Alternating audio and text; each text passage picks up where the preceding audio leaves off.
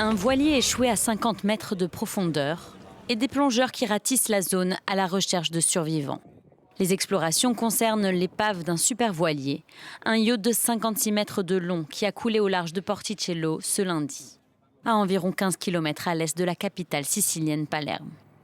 L'objectif sera de poursuivre le travail que nous avons commencé hier en continuant à chercher comment pénétrer à l'intérieur du bateau.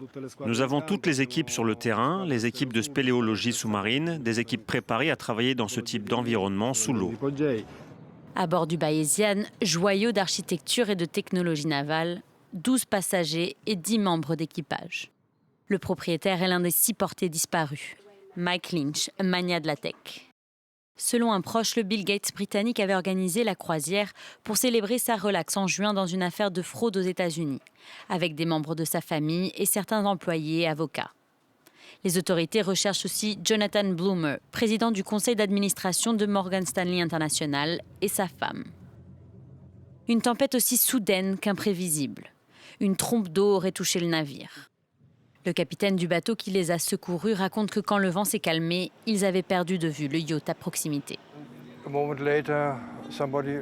Un peu plus tard, nous avons vu une fusée de détresse rouge. Nous avons pris notre annexe et sommes allés dans cette direction.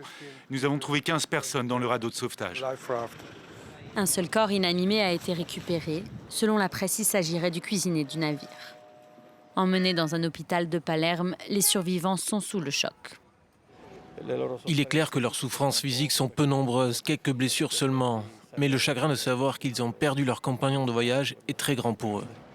Autre fait notable, Stephen Chamberlain, un entrepreneur jugé dans la même affaire de fraude que Mike Lynch, est décédé après avoir été renversé par une voiture en Angleterre, samedi dernier.